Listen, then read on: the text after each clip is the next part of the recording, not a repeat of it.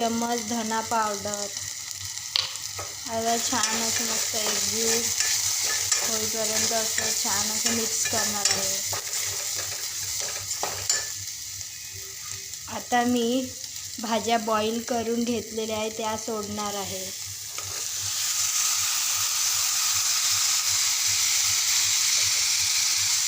आता छान मस्त खालवरपर्यंत असं परतून घेणार आहे एकजीव होईपर्यंत.